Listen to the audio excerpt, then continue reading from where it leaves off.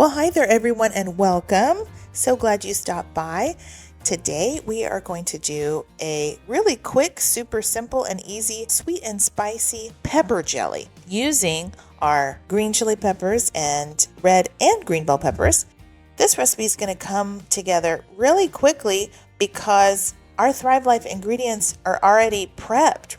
Instead of having to clean and chop and dice and stuff, it's already done for you. So this makes this recipe really fast. Yeah, I want to say this recipe took me maybe 30 minutes start to finish, so pretty quick. And I didn't have to remove the ribs and the seeds from the peppers. It was great. Since they're freeze dried, if you just put them in the blender without any liquid at all, they would probably turn to kind of a powder, and I didn't want these to powder. I wanted them to chop. So I added a little bit of water, and I kind of quickly realized I needed to add more liquid. So go ahead and add the water and the vinegar at the beginning, and you won't have to stop and add more liquid like I did. So yeah, go ahead and add. You can do a cup of water and a cup of vinegar and then start to process in the blender. Probably blend that for about, 30 seconds or so. You'll have to stop and kind of every once in a while scrape down the sides of that blender. After the blending, you'll just add that to a big pot or a Dutch oven. And yeah, go ahead and rinse out the bottom of that blender with a little extra water. Don't leave anything behind. No man left behind, right? And so get your heat on. And if you add a half a teaspoon of kosher salt, you're going to improve your flavor in the end. And then you're going to add a ton of sugar. So this is 5 cups of sugar. You have to add all that. Don't skimp on the sugar. It's a kind of a science making jams and jellies, and there's proportions involved. So you need all 5 cups of sugar.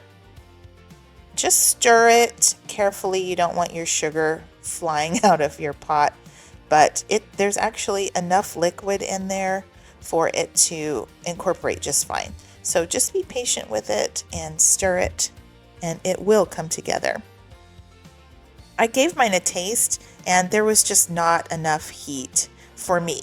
And I'm kind of a wimp as far as heat goes. So I added a teaspoon of red pepper flakes, and it definitely improved the heat level for me. I think next time I will add 2 because yeah, it's still not spicy. There's so much sugar in there. It's just not very spicy.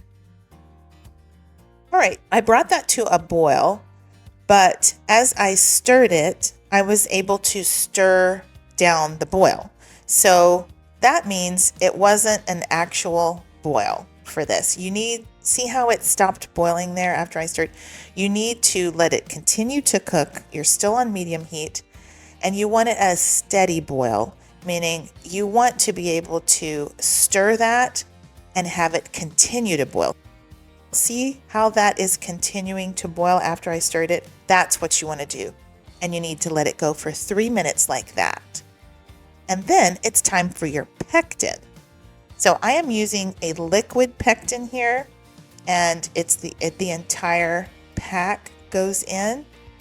I'm pretty sure you could use a powdered pectin, but you would have to look up instructions on how to do that. I think you add it to water and cook it, but I don't know.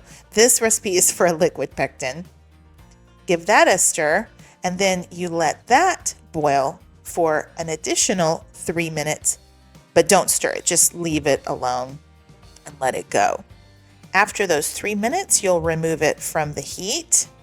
And if there's any foam, you just kind of skim that off. I didn't have much foam at all. And then it's time to fill your jars. So these are 5 cleaned half-pint jars. So you know how to process jars and clean jars, right? Get them good and clean.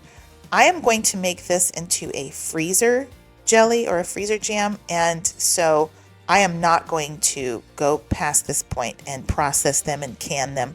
Mine are going to sit out on the countertop, and then I'm going to put them in the freezer. But you definitely want to get your rims good and clean. You can use like a vinegar and water solution there and clean those really well. Get your lids on and your rings. And then they say to let them sit out for up to 24 hours and completely cool before you put them in the freezer. And once you get them in the freezer, they say they're good up to a year in the freezer and up to a month in the refrigerator. I had some extra. I filled up my 5 half-pint jars, and then I had extra, so I ran out of jars, so I just put it in this pint jar and let it kind of set up. But yeah, this is what it looks like. That's a really good consistency. It's thick, but not too thick. And this is my favorite way to serve pepper jelly, is over a block of softened cream cheese and with a bunch of yummy, crunchy crackers. This is my favorite way. It's so good. This is perfect for a get-together. I wanted to get this recipe to you guys because we're coming up on the holiday season, and you might want to take this to a party or a holiday gathering. I mean, this is great on a charcuterie board. It's perfect as a glaze on meatballs. You can toss your chicken wings in it, or as a base for pork chops. It's just so versatile. Can you believe we did that with freeze-dried ingredients? There just are so many different things you can do with Thrive Life food. Okay guys, I hope you enjoy this recipe. Give it a try. Let me know what you think in the comments. And I appreciate you so much. Thanks for watching. And until next time, y'all take care and keep thriving.